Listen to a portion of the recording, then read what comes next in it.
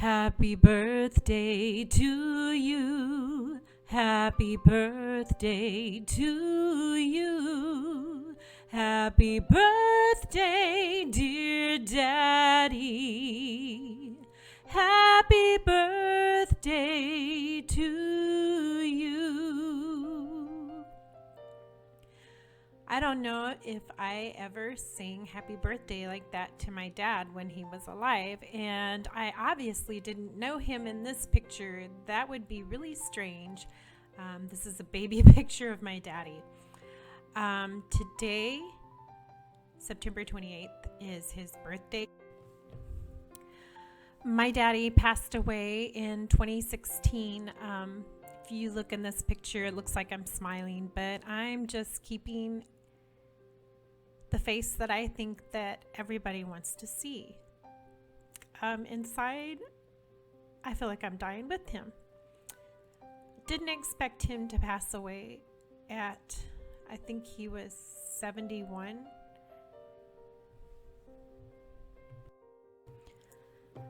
This is my grandpa. He passed away around the same age, around 71 or 72, and both of my dad and my grandfather passed away from the same disease, Parkinson's disease.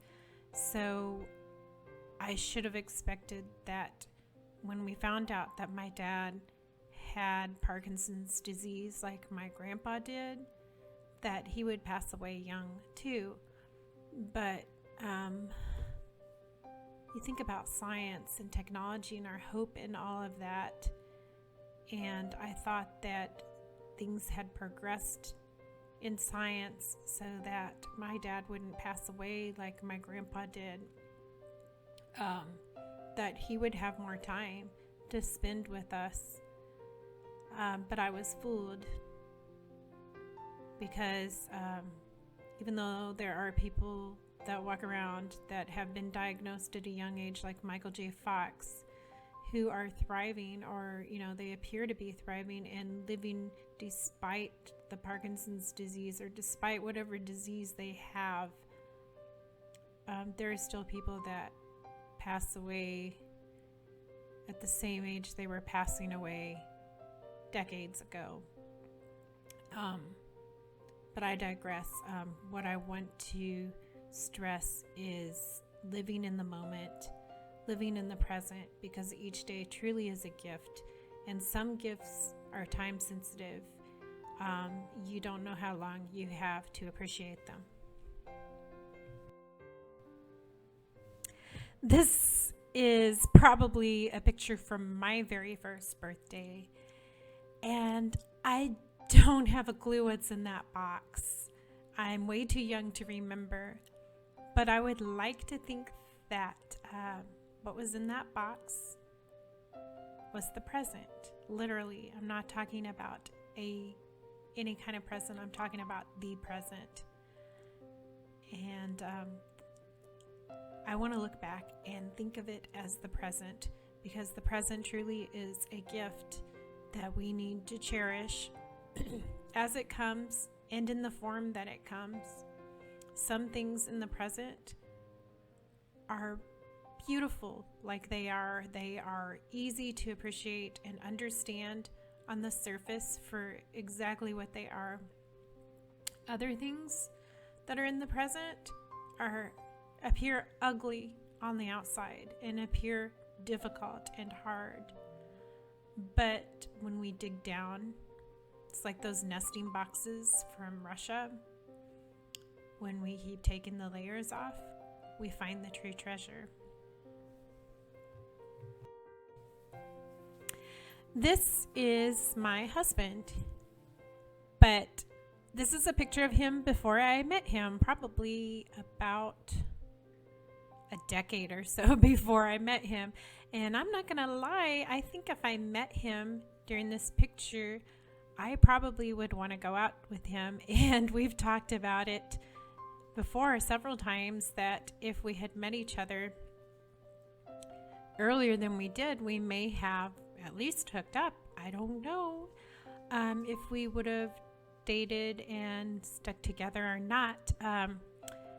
But going back to living life in the present and treating it like a gift, as much as I feel like we were robbed of that time, that younger time of enjoying each other in a younger youth, maybe God was doing us a favor, because we both went through relationships before we met each other that I believe led up to us appreciating each other more.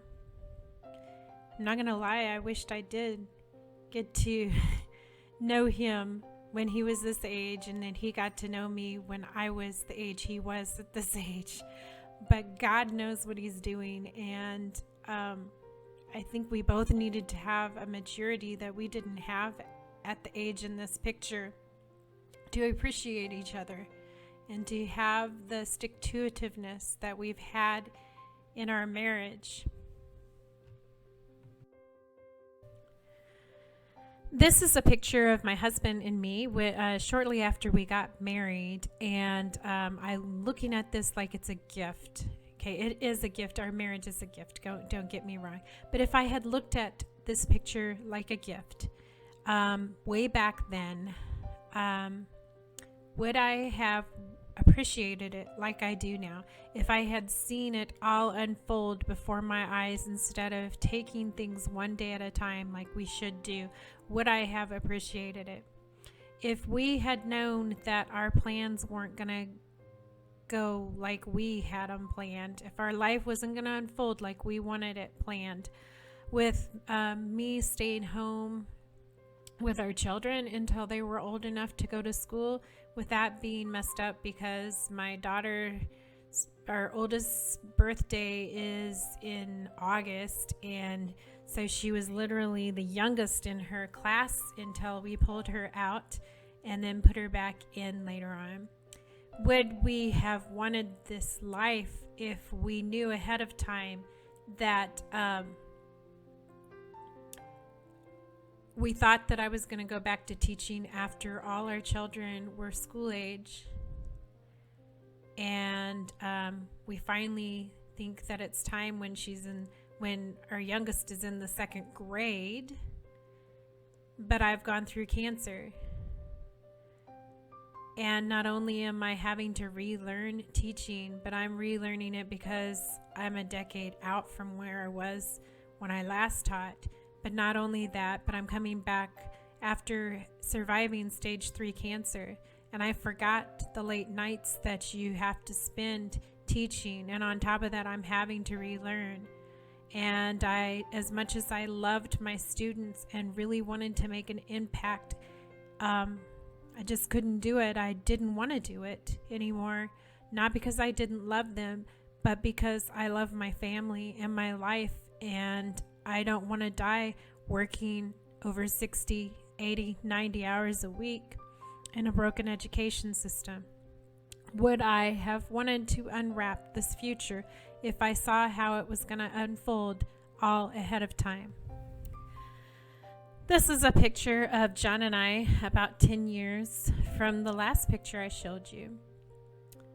And if you look at this picture, I am bald. Yes, this is I believe the last day of all of my chemo.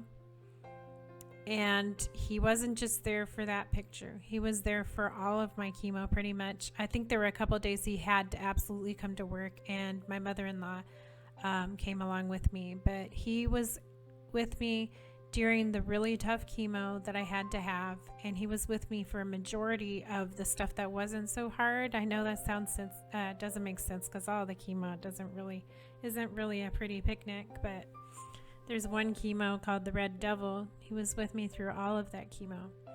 And then there's the chemo in this picture that wasn't so hard, but I had to have somebody take me because it was disagreeing with me, making my blood pressure almost tank. And he stuck with me through it all. And if I had, I wouldn't call it a privilege, but if I was able to unwrap a gift and see it for, if it wasn't a time release gift that slowly, gradually unfolds, and I had seen every part of the gift ahead of time, I don't know if I would have appreciated it like I do now. If I knew ahead of time all the ugly stuff that comes with it, that's not ugly if you look at it closely, because sometimes there are lessons that we have to learn to appreciate more so that we can unfold the next part of our gift. We wouldn't have appreciated it as much had we not gone through the ugly parts too.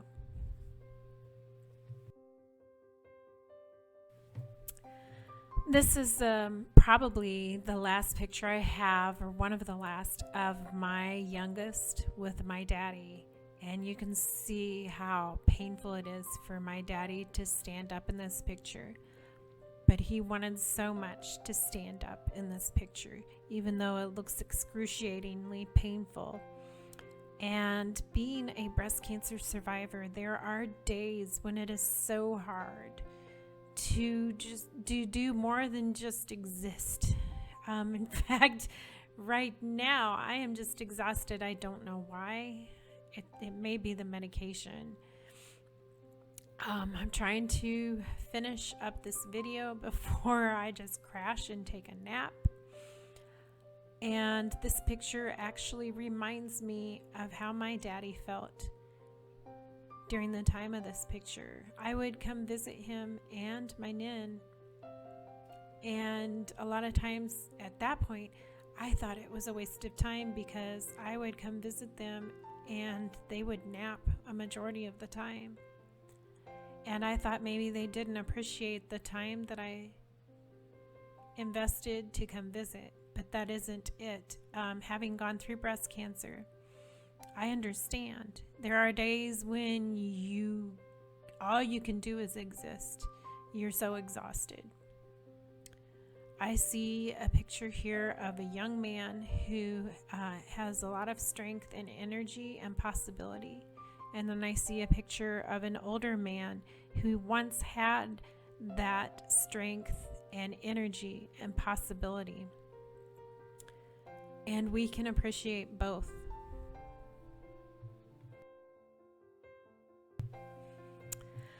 I'm going to close this video with a picture of my nin and my daddy on this day, which would be his 75th birthday, if he was still around. This is his third birthday up in heaven. Happy birthday in heaven, Daddy. The reason I close with this picture is because every time I had a birthday, and I believe also every time that my 6 siblings, each of them had a birthday, he would call us, and he and Nen would sing happy birthday to us. And when I was younger, they used to send a card and maybe even money or a gift, which younger people definitely appreciate that, and they don't appreciate the song as much. But as an adult, I really did appreciate those songs, because it was an acknowledgement of my birthday and them celebrating it and them being aware, yes, it was my birthday today. And I held on to that song on a voicemail for the longest time. The only reason I don't have it anymore, I believe I lost it in the voicemail. I don't know if I can unearth it anymore. But it doesn't matter, because it's etched in my brain that they would sing happy birthday to me on all of my birthdays. And Daddy, if you're listening up there in heaven, happy birthday. And my gift to you is to take this life that you are a catalyst in making possible through God, taking it and treating it like the present that it is. It truly is a gift, and appreciating the gift as it is. It's a time release gift that is not meant to be opened all at once. You take it one day at a time, and you appreciate the obviously good stuff, and you also appreciate the lessons that help you appreciate the stuff that's yet to come. Love you, Daddy. Happy birthday.